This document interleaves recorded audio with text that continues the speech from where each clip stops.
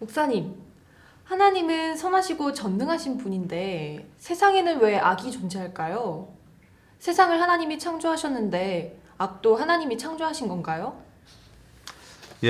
많은 사람들이 가지고 있는 질문 중에 하나인 것 같은데, 먼저 결론부터 말씀드리면 하나님은 악을 창조하신 적이 없다는 거예요. 사실은 악이라고 하는 것은 스스로 존재하는 어떤 실체가 아니고 어떤 것이 변질되거나 아니면 부재한 상태를 지칭하는 상태에 대한 용어입니다. 예를 들면 충치라고 하는 게 있죠. 충치. 이빨이 썩는 거. 그것은 충치 스스로 존재할 수 있는 것이 아니고 이빨이 존재해야 충치가 있는 거죠. 이빨이 정상적인 상태로 존재하면 괜찮은데 그것이 변질되거나 아니면 질서가 깨지거나 그랬을 때 정상적인 질서가 깨져 있는 상태를 충치라고 부르듯이 죄가 그런 거죠.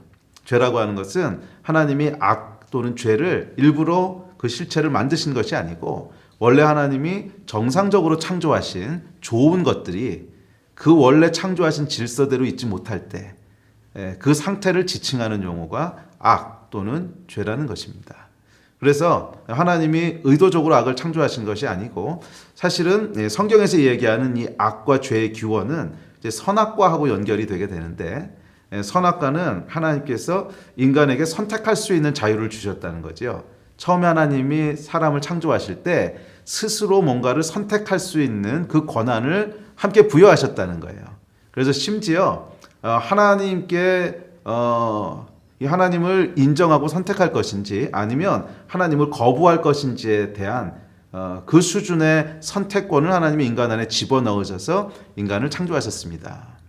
만약에 이 하나님이 인간을 창조하셨을 때 기대하셨던 하나님과의 올바른 질서 속에 사람이 살아갔다면 그러면 죄 또는 악이라고 하는 것은 존재할 리가 없었습니다. 마치 우리가 이빨 관리를 잘해서 매일매일 정상적으로 이빨을 닦고 이제 그러면 충치라고 하는 것이 자리 잡을 리가 없듯이 죄 또는 악도 마찬가지지요.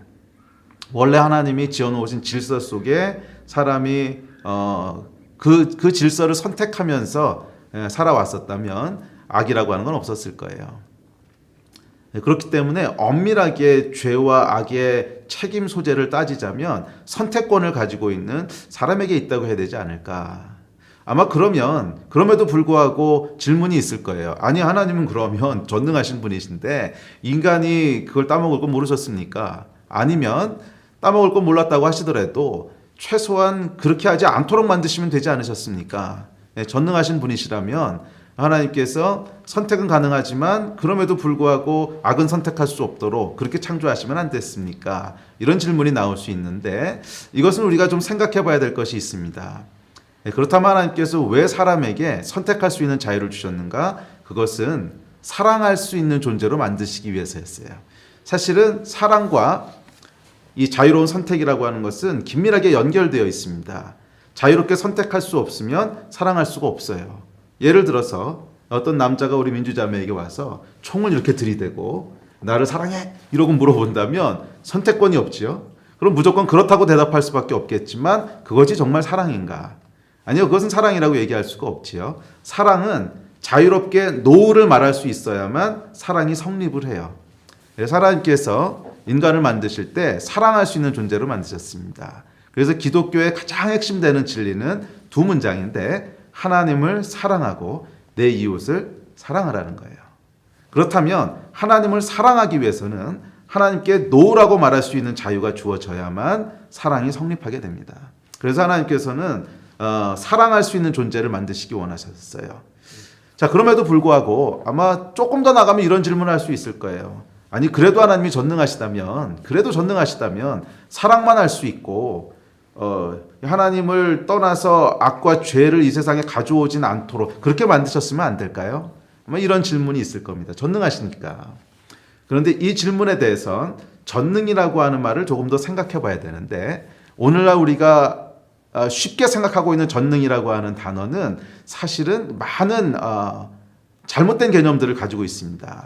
예를 들면 가장 유명한 예 중에 하나가 창과 방패에 대한 이야기가 있지요. 어떤 사람이 창을 팔면서 이 창은 뭐든지 뚫을 수 있습니다. 동시에 방패를 팔면서 이 방패는 뭐든지 막을 수 있습니다. 그랬더니 물어봤죠. 그 창으로 방패를 찌르면 어떻게 됩니까?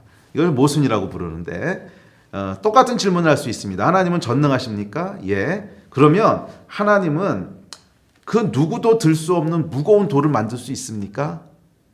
당연히 만들 수 있어야죠. 만들 수 없으면 전능한 게 아니죠.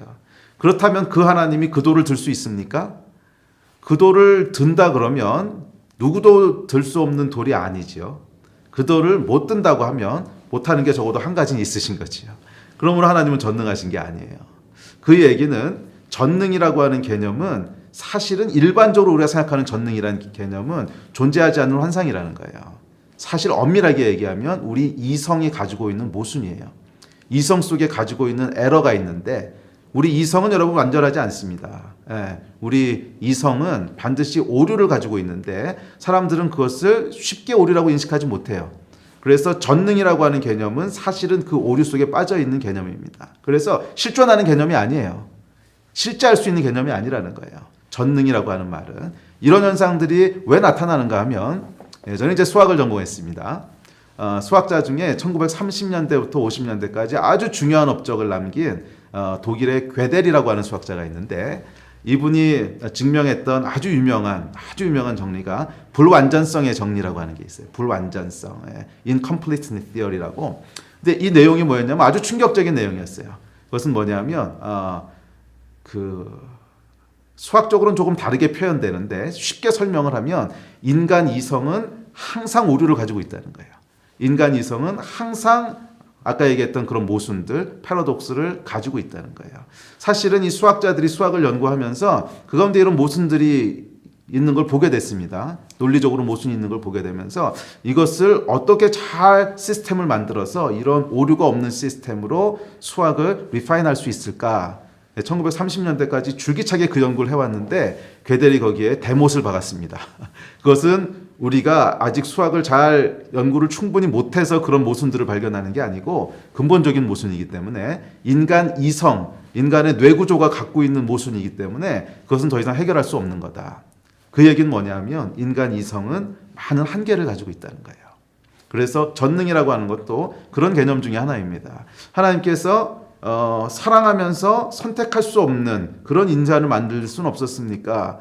예, 그건 불가능합니다. 그것은 마치 뭐하고 똑같은 얘기냐면 하나님이 사랑할 수 있으면서 사랑할 수 없는 존재를 만드시면 안 됩니까? 그 말이 우리가 에이 말이 안 돼요 하고 느끼듯이 사랑하면서 선택할 수 없는 존재를 만들 수 없어. 똑같은 차원의 그 이야기입니다. 그래서 항상 사랑하기 위해서는 반드시 선택이 따라와야 되고 하나님은 인간을 그냥 단순히 프로그램된 대로 움직이는 로봇이 되기 원치 않으시고 인간이 자유롭게 사랑할 수 있기를 원하셨어요. 하나님을 사랑하고 이웃을 사랑하고. 왜냐하면 사랑 안에만 참된 기쁨과 영적인 의미가 있기 때문에 그래요.